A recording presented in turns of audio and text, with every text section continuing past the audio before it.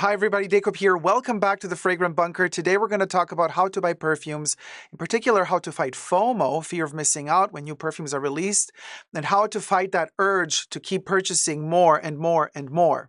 We've seen a lot of influencers online, perfume influencers, reviewing a ton of fragrances. They always have the background in the back with like shelves with hundreds of perfumes, and they just make you feel like, oh, it's totally normal to buy hundreds of them, right? To spend all your money on them. Perfumes can be very, very expensive. And I have already made 2 videos on this specific topic of how to buy perfumes. You should go check them out on my channel because they did very well. The comments are amazing underneath those videos. People are sharing their experiences, their ideas, their thoughts also about how they purchase fragrances and how they've, well, me included, how we have, most of us or some of us have fallen in the trap or in the rabbit hole of purchasing a lot. And then at a certain point, you just kind of wake up one day and you realize, okay, I have hundreds of perfumes, but I don't really use all of them. Actually, I don't use mostly any of them. They've just been purchased because I've had some FOMO issues, right? As they were released, or because some influencer online told me, oh my God, this is the best perfume ever. And every new perfume released is the best perfume ever. And it just goes on and on and on in a loop. Now, I'm one of those channels that tries to tone it down as much as possible when it comes to, for example, backgrounds. This is an AI generated background at the moment. It looks like a little shop. I always do kind of orange colors also for live streams for my main Super Dacob channel. So go subscribe to me over there as well, which is where I live stream most of the time. And then you get to partake in all of the chats. You can also join me here on Essentially Dacob. You can push the join button next to the subscription button. Become a member today. Get access to extra perks. You can also join me on Patreon, Super Dacob, all spelled together there as well for extra perks. Thank you to my members and patrons who have already pledged. Now listen, most people are going to have backgrounds with a ton of perfume bottles. I don't do that. Usually when I do perfume reviews or when I do my top 5 lists, by the way, another one of the things, my top 10 lists have been reduced to the top 5 lists. I used to do mostly top 10 lists. Very rarely do I still do a top 10 list. That was a conscious decision on my end to, one, reduce the time of the videos because sometimes these lists, if they're a top 10 list, they can go on for over an hour because I always have a lot to say about perfumes. You know me, I can always talk. But the biggest reason why I decided to reduce these lists was to not present too many perfumes in one video, just to be more conscious about overconsumption. So since quite a while now, I've toned it down. I've kind of cut my way of doing my lists, limiting them to 5 instead of 10. So that's an interesting kind of thing I do as well. And then, like I said, those backgrounds, usually you're going to have a themed background. If it's summer fragrances, I'm going to do a summery background. If it's birthday fragrances, there's going to be kind of like a birthday cake vibe going on in the background, But today I thought for this type of video, I don't want to have any perfume in the background. I don't want it to be at all perfume themed. I just want it, this looks like a shop, right? Clothes, like a boutique. Somebody's there, or others that even close, but like they might also have perfumes, but we're going to fight that urge today in this video to purchase anything new. And so in the first 2 videos on how to buy perfumes, and particularly in the first one, I share with you a list of how I go about purchasing new fragrances for my personal consumption slash collection. And you should go check out that video to see that list. I blended in to the video. You can kind of, take a screenshot of it and go through it. I wrote out everything in detail.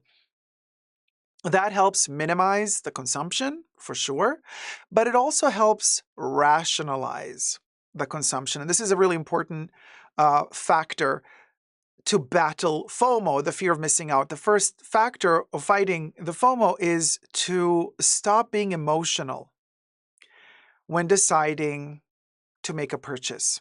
It's super difficult to do because the brands and the brand marketing out there is literally built up on this concept of brainwashing us to, well, first of all, everything I say in this video is for entertainment purposes only, not rooted in truths or facts. Everything's alleged and just my opinion.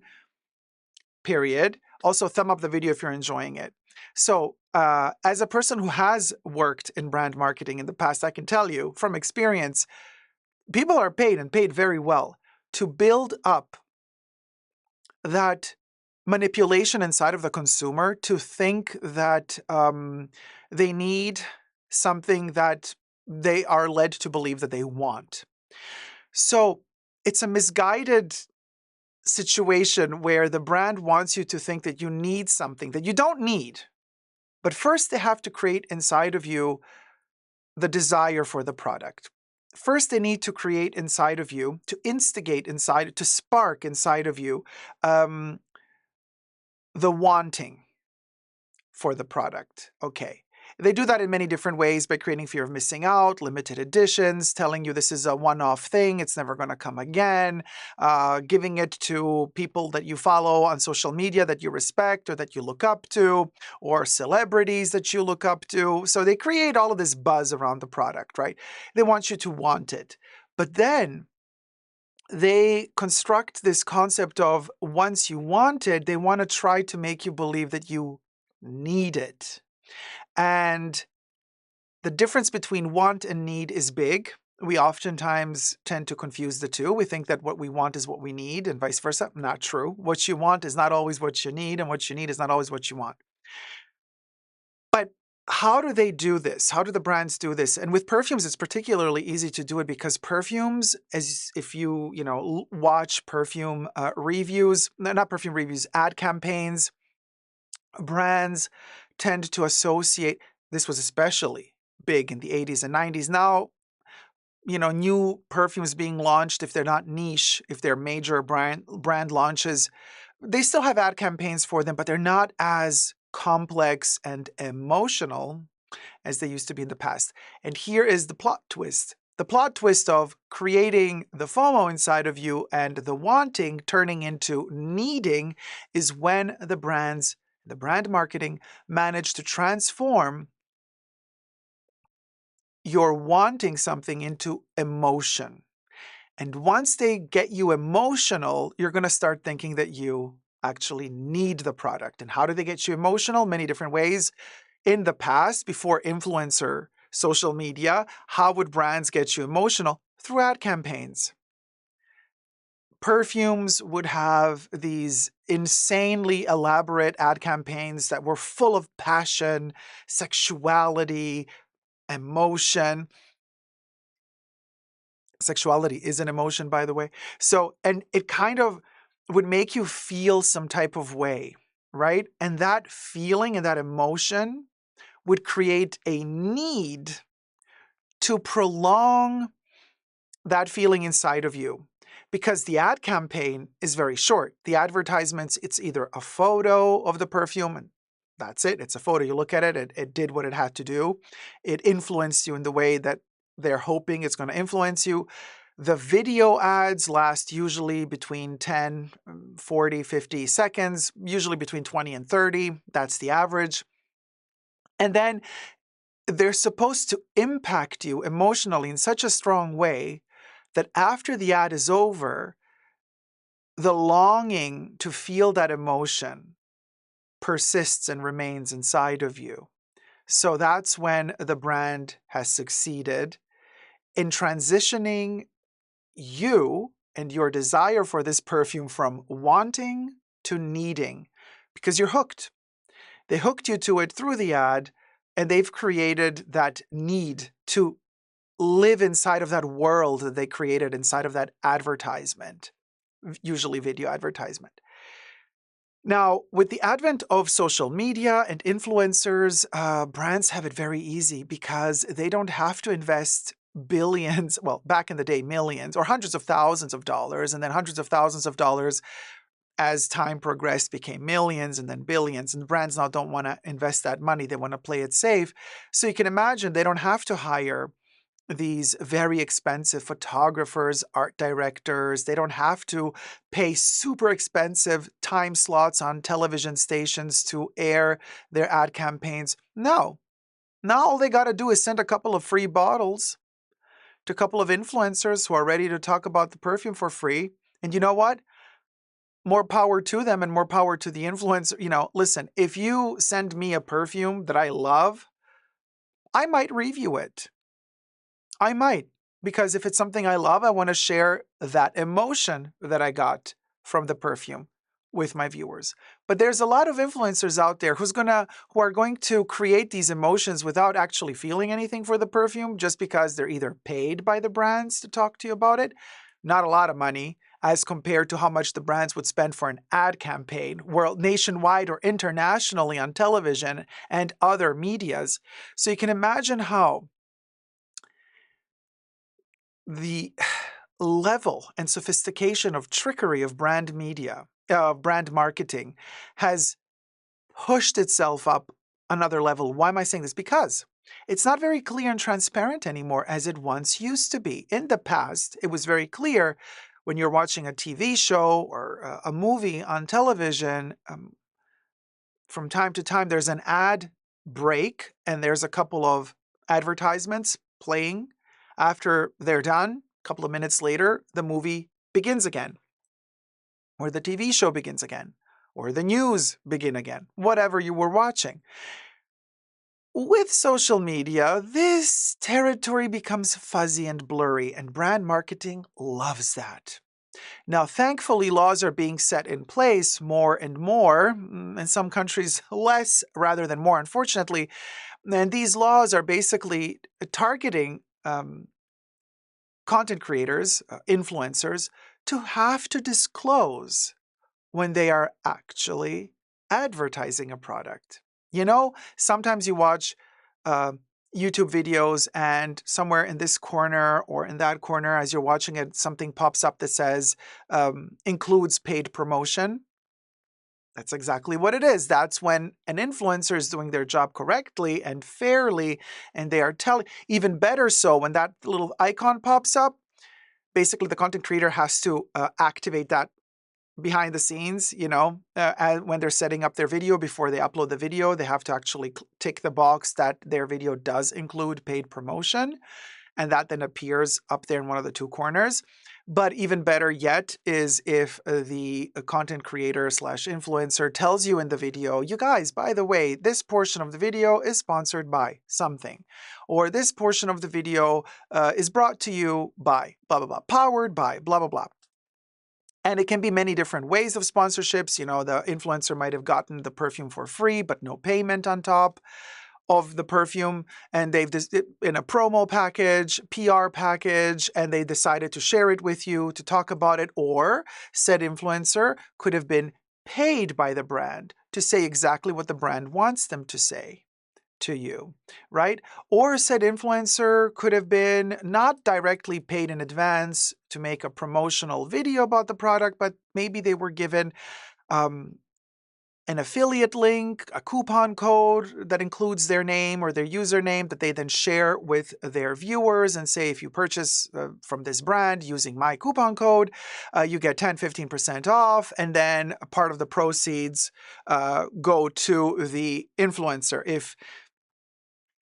they manage to sell the product. But at that point, it almost becomes like QVC, right? The influencer starts selling the product to you. But why are the lines so blurry here? Because oftentimes the influencers and content creators do not disclose to you that they're advertising for a brand, that they got the product for free, or that they are paid to talk about the product, or that they received affiliate links which will contribute to them earning money every time you purchase something from said brand. And so brands love that because it's a form of indirect manipulation, right? It feels more organic. They love to talk about organic advertisements. It's something that's becoming bigger and bigger the more time passes. And in fact, as a lot of governments are kind of,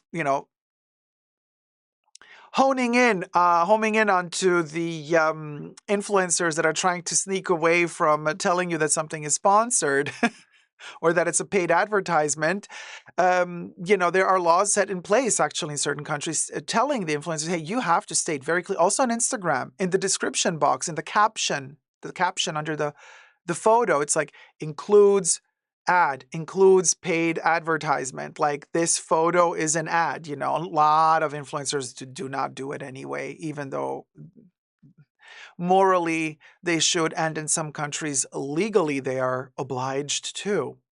But the brands love when something appears organic, when their ad through influencers and content creators appears to be organic and not a forced paid ad. Why? Because by doing so, they manage to instigate inside of you, the consumer, or us, the consumer, a feeling of emotion. And once you feel something for a product, it is easier for the brand to tick you over the edge and start making you believe that what you want, but they created that wanting inside of you, now all of a sudden becomes a need. And when it becomes a need, you're hooked. And it's kind of like an addiction. Let's call a spade a spade. And you have to buy, right? Because you need it. You think you need it. And you keep buying and buying and buying. So, and then before you know it, you're kind of, your wardrobe is full of stuff that you're not using, wearing, or the perfumes that you're not spraying. So ways of fighting the FOMO for me is, and I've said this on my main channel, so go check me out on my Super Dacob main channel where I was talking about fighting the FOMO for fashion and costume jewelry. I also mentioned perfumes in that video, but so one of the tricks that I found really help me is to um, cut out a tiny space somewhere in your home. I mean, you might already be the hoarder and you might already not have a lot of space, but really this helped me a lot. Find a little niche, a little corner in your home. Doesn't have to be big. It can be something, I'm talking about a vitrine, right? A glass case, metal and glass or wood or whatever you can find, where you can create this sort of scenario, not so beautiful and empty like a beautiful boutique, because of course, when we enter a beautiful boutique, we think, oh wow, if I buy a product inside of this boutique, I take it home and I take a piece of the boutique with me. So this object that I just purchased inside of this beautiful space is going to look so beautiful inside of my own home, and my home is also going to look as beautiful as this boutique. It's never the case. You come home, you unbox the product that you spent a ton of money on, and then you realize, oh, I actually have no place to put this in my house. And my house doesn't have all this empty space and all of this shelving and all of these like beautiful vitrines like the shop has, like the boutique has. And what do? You close it back in its box, you put it somewhere in the corner of a wardrobe or in your closet or in a drawer, and you forget about it. But then that longing to buy something else, to feel that feeling of being in the boutique and owning a part of the boutique and recreating the boutique at home is there again the next day. Why? Because you haven't really satiated the full need that the brand created in you to emotionally be a part of this world, you see. And this is also why a lot of the perfume shops, especially niche, that they dedicate so much money and attention to detail to curate the space, minimal, open, big space where you get to sit on comfortable chairs. They serve you a drink. Some of them have developed special ways of letting you smell a perfume through ceramic, glass. Yes, you have the old school jar full of coffee beans as well to clean the palette between fragrances. Some brands don't do that anymore. I still love the good old coffee moment, but hey, to each their own. Expensive furniture, you know, beautiful wooden tables with a natural wood cut somewhere in some exotic place and delivered across the globe to be positioned inside of this big space that only has this one wooden thing in the center, and you're seated down there and you feel like you're traveling through time and space and you feel some type of way, and you end up buying this overly expensive candle or perfume, whatever it is, and you come home to your ratchet old sofa, you sit down and you're thinking, yeah, okay. So I did not actually I didn't spend all this money for this perfume that I have at home now. I actually spent all this money because I was emotionally led to believe while I was in said perfume boutique that that environment is what I was purchasing. And yes, part of the price you're paying for the fragrance also goes to pay for the rent or the purchase of said space from the brands, to pay for um, the furniture, to pay for the staff, the electricity bill, and all that stuff. But they're still making a hefty profit. So it's not like they're just covering their losses and we'll go, we'll go. They're actually earning on top. But you just spent your money, and that feeling that you had inside of the boutique with that fragrance, once you're home, you don't have it anymore. And you're hooked. So you got to go back to the boutique and you got to buy more and think that you're going to feel the same way again until you come home again with a new product purchased, and you're going to feel again like, oh, wait, this doesn't fit in my home really. So this is why I'm telling you, what helps me a lot is finding a space in your home. Just clear it out, get one glass vitrine. I mean, vitrines can cost tens of thousands of dollars, thousands of dollars, but you could also go to IKEA and get one for 200 or 180 or 70 even.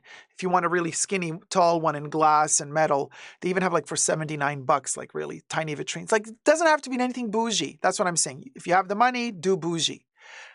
But it doesn't have to be bougie. It just needs to be clear, transparent. That's at least how it works for me. And then I make a selection of the products that I love the most, perfumes that I love the most, that I'm using the most, and I put them really nicely displayed in the vitrine. And it's like magic for me. It immediately kind of clicks, and I don't need to buy as much anymore. I feel like, oh, look, I have my own little museum. I have my own little shop here. You're not overstuffing that vitrine, right? Don't like put 50,000 bottles squished next to each other. You know, let them breathe. Make it as minimal as you can, and let it heal that FOMO. It really works for me. So, because that way I'm not kind of forgetting what I already have, all the beautiful perfumes that I have. I remember because I see them. They're not hiding in the closet. They're not squished somewhere in a drawer that is always closed inside of their own box. And then, like, yeah, who knows when I'm going to see them again. No, every time I pass by the vitrine, I see them. They're right there looking at me. And it's a beautiful feeling. And you feel just so satiated and full. And the vitrine should not be close to a source of heat or humidity or light, because you don't want the perfumes to have a lot of light falling on them, because, you know, it might age them. Sure. In my case, I'm a vampire. I don't really have a lot of light at home anyway. So for me, it's easy for me to find a spot where curtains are drawn and there's like no light penetrating through, so my perfumes are safe in the darkness. But um, since I've started doing this, I've noticed less of a need for buying new, like over and over and over again. I am way more stable and just relaxed. And in fact, I don't know how many channels, perfume channels, are there on YouTube that are kind of like my channel in terms of how they talk about perfumes. But I really try to, even when I do my lists, you know, my top 5 lists, I try to bring back as many perfumes as I can consciously, because it's not like a list of like, oh, you know, here are the top 5 perfumes for whatever, something. And then I never use those 5 perfumes again for another list. Oh, because, you know, I have to always keep showing you new stuff. No, that's not how I envision perfumes. I envision perfumes as something private, intimate, like they are my best friends. They speak to me, they tell me stories, and a perfume might tell me a specific story this year, and then in a couple of months or the next year, because I also grow and change, that same perfume might tell me a totally new story or might tell me a new chapter of the story. So you're going to see a lot of repetition on my channel, not repeating the same concepts, but you know, showing to you the same perfumes over and over again. And this not because I'm lazy, but rather the opposite. It actually takes a lot more work and time to allow a perfume to talk to you, to utilize a perfume, to let it develop, the story that it has to develop for you, you really have to invest the time and the energy, and you have to have a lot of patience for that to happen. So it's actually more work to utilize similar or same fragrances over and over again, rather than just kind of like using it once, throwing it away, next, using it once, throwing it. No, this is not a factory, okay? My channel is about being a conscious user of fragrances, not an abuser of fragrances, and abuser of yourself as well, because at the end of the day, the wallet suffers, the space in your home suffers, and let's face it, many perfumes, the quality is just not there, especially many niches today. Terrible. I personally find it a total scam how much they overcharge for products that are just terrible quality, in my humble opinion. But anyway, I think it's really important for me to say this about my channel in particular. I like to take my time with perfumes, and also a really important thing that I keep repeating on my channel is that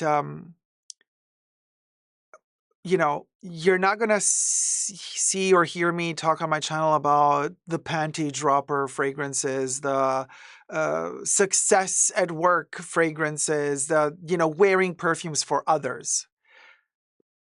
That's not how I roll. And this also helps actually with preventing a lot of that FOMO, and it does help you spend less on perfumes. What helps you spend less on perfumes? Well, in my case, what helps me spend less on perfumes is understanding and realizing that perfumes are intimate and personal for you. I wear perfumes for me. I don't wear them for others. It is such an important distinction to make, and it really helps you when you are out there thinking, I'm going to buy a perfume, right? So this video is it's part of my series, How to Buy Perfumes. Okay, so how to buy perfumes, buy them thinking about yourself, not others. I never buy a perfume thinking, oh, this perfume is going to get me compliments. I really don't care what other people think about me or how I smell. I really don't care. Matter of fact, sometimes I use a perfume, and I say this often in my videos as well, as an armor to protect myself from others. I would take an aggressive perfume, really strong, just to like create a shield around me so people are just bouncing away because it's too strong for them. So if anything, I might use a perfume in public life to push people away from me. Lovely. But having said that, 90% of the time, I spend a lot of time at home. I'm not a very social person. I don't like to go outside a lot. It makes me anxious, and makes me very nervous. And I get sensory overload very easily. And it just really exhausts me when I'm subject to too many new images, visuals, and energies. So 90% of the time, I wear perfumes at home, you see, not outdoors. And I wear perfumes every day. I don't leave the house every day, but I wear a perfume every day. I actually wear several perfumes every day. And I wear them for myself.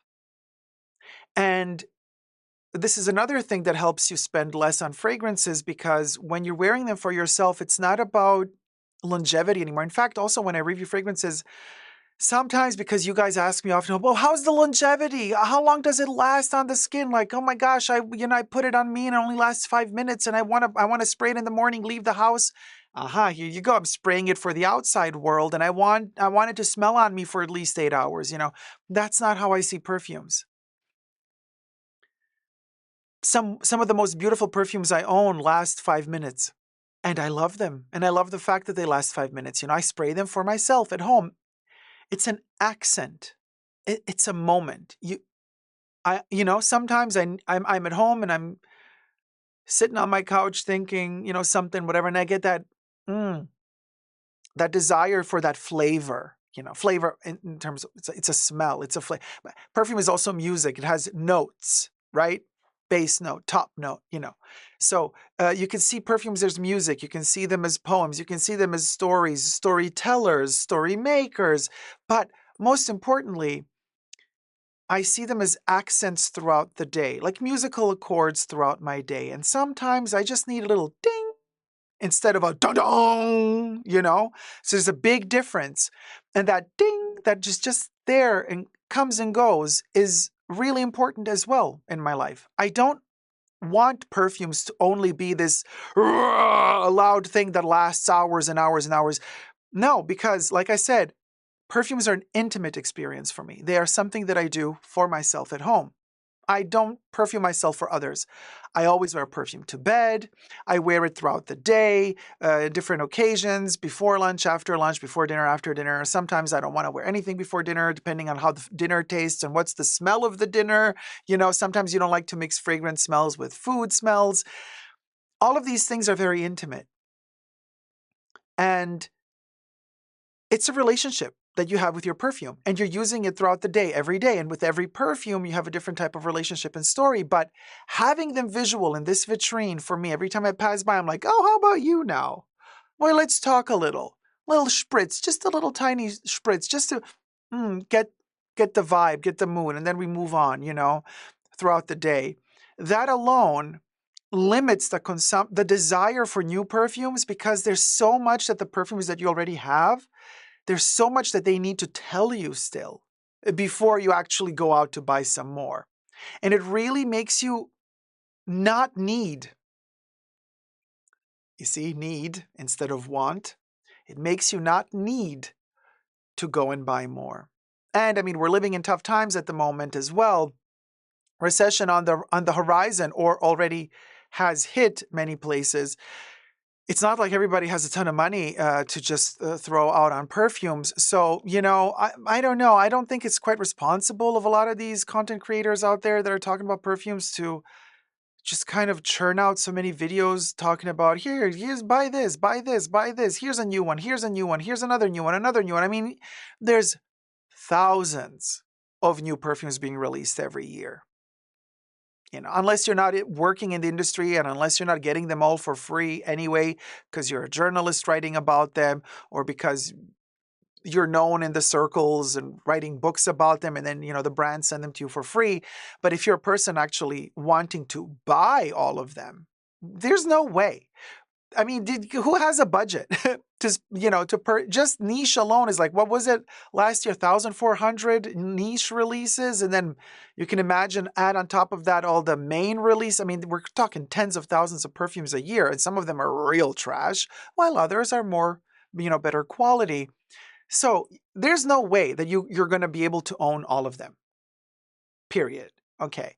So once you acknowledge that, you approach it rationally, the fact that you're not going to own all of them every year, buying all the new ones, then if you're that rational, next step is saying, okay, well, what am I really into? And here I would recommend you to watch my video on the top fragrances for beginners. You know, if you're just beginning your fragrance journey, I compiled a list on points to be careful about when you're starting to purchase fragrances, again, to save you a lot of time and money. So check out that video as well. And then, you know, once you realize what it is that you like, quality-wise, material-wise, accord-wise, then you can already rationally narrow down the field of what you're really interested in. You're not going to be just like bouncing off the wall every time there's some Oompa Loompa online telling you, I just got this new perfume. And you're like, oh my God, I got to get it too. Wait a minute. What perfume is it? Oh, it's an amber accord. Okay, I'm not into it. I'm into white florals. So, okay, I don't even need to watch it. Next. You know, like you can really narrow stuff down if you have a very specific preference. If you don't, a little bit more difficult, because then, of course, if you're into every single genre of fragrances out there, then you got to at least sniff on them, right? If you're lucky enough to live in a bigger city where there's a lot of these shops that offer niche fragrances or other types of fragrances, you can just go there and smell them when they're newly released. But if you're not living in one of these cities, then you got a problem, because how are you going to get to smell them? You know, sometimes even in that case, I just let it go.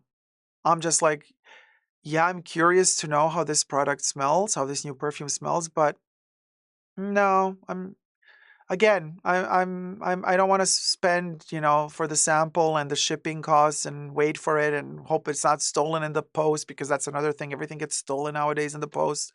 I'm just like, no, let me look at my vitrine. Oh, look how beautiful it looks, all set up nicely like a little museum. Look at all these beautiful perfumes I already have. Let me spritz one of them. And my love affair begins anew with the ones that I already own. And I don't need to buy that other new one. I think other content creators need to be also much more conscious and just a little bit more responsible towards their viewers in terms of, because what I'm seeing still today is this really overtly pushing it, wanting you to buy, buy, buy, buy, buy. I'm like, whoa, whoa, whoa, whoa. Be a little bit more responsible towards your viewers, because there's no need to buy so much. There really isn't. There really isn't. You know. So I'm just trying to, with some of my videos and some of my series, like this one, How to Buy Perfumes, or my other video that's for beginners, I try to help you guys to not fall into that rabbit hole of just blindly dropping your entire salary or whatever money you got on perfumes. And trust me, you guys, even if you fall in love with a lot of perfumes and you buy a ton of them, you're not going to love them that much, because what is also really important is to give the time to every fragrance before you buy a new one. And a lot of people tend to buy one, and then the next day they buy a new one, and then the next day a new one. I'm like, wait, but you never took the time to get to know the perfume you just bought. Like, why? Why aren't you? So, for example, I'm a huge fan of Chanel fragrances, right? So here's the latest Chanel perfume new launch, and they don't launch new perfumes that often. But anyway, so from the Les Exclusives range, I got Comate, right?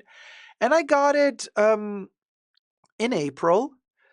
And look at that. It's, a couple of months. And I mean, I am using Comate, okay, like there's no tomorrow. And since April, I have not purchased a new perfume. I have repurchased fragrances that I already owned that are empty, or where, I'm stocking up on stuff that I love, that I already know, okay? But no new perfume. This was my last new perfume. Comate was the last new perfume, and April. Okay, now it's July. Depending on when I post this video, it might already be August. Who knows? But doesn't matter, really. This video is timeless, in my opinion. So what I'm trying to say here, I'm taking my time. I want to get to know this perfume before I buy another new one that I don't know yet. Like I said, there's a difference between repurchasing something you already love and the bottle is empty and you're buying a new one, again, of the same perfume that you love. That's a different story. I'm talking about new releases that we have tens of thousands of every year, okay? New releases, this is the last new release I bought, and I bought it in April, and now we're in July, and I still have not bought another new release. I don't need to, because I'm still taking my time to get to know this one. And in fact, um, it it's like it's a soothing experience to take your time, to own time, instead of owning a ton of new perfumes and spending a ton of money on them. Instead of that, owning the time that you spend with a fragrance. There's something just so beautiful about that. And at the end of the day, you guys, and I also always say this on my main Super Dacob channel, and might as well just start saying it here as well. In my humble opinion, the biggest luxury out there is not money. The biggest luxury is not, oh, let me take a selfie in a bougie car, and show you the steering wheel that's Lamborghini with my new nails and my alligator Birkin. The real luxury, the biggest luxury, the true only luxury is time. No matter how rich you are, once your time is up, it's up. money cannot buy you time. Destiny decides for you when your time is up. And compared to the times of the universe, our lifespans are not even a blink of an eye. Very short. Very, very, very short time do we have on this beautiful blue planet. So I prefer to spend that short time that I have intensely, deeply, meaningfully with the objects and the people that I really love, rather than rushing for the next best thing every day, which coincidentally can also be applied to online dating, really. What are you doing? Well, the next best thing is always coming around the corner, so I'm not really going to take the time to get to know the person that I went on a date with, that I met online the other day. It's just going to be one night stand, and the next day there's already 5 new matches with new people, and I'm going to get to go on a date with them as well. And I'm always looking for somebody who's better. Same applies to perfumes. That's consumerism 101. We have also started, in other words, to consume people like we do objects. Terrible. But that's where we're at. So we have to stop, slow the F down, and take our time, which is the biggest luxury, to get to know the products that we already have and love. Don't be afraid to use them. Don't covet stuff. Don't just like keep it there untouched because it was expensive. So, you only for special occasions. You might not be there tomorrow. Use it. Enjoy it. Feel it. You are the special person. You are that special creature that becomes even more special when it's imbued with this product. You don't live for this. This exists for you. And once you acknowledge that, once you realize that rationally, only then do you become free of FOMO. I hope you've enjoyed this video, guys. Let me know your thoughts and prayers down below. And also, please let me know your experiences with all these things that I've said. Have you experienced something like this similar? Because I love your comments. Your comments underneath my How to Buy Perfumes videos are incredible. Really, they're long, they're thought out. It's such a joy to read all of them. And also, I would love for you to let me know if you wish me to continue with this series, or do you think that after episode 3, this was episode 3, like we're done. You don't want to talk about this anymore. Let me know either way. And until next time, never forget to never give up on love. Thumb up the video and subscribe if you're liking my channel for more. Take care, guys. Bye.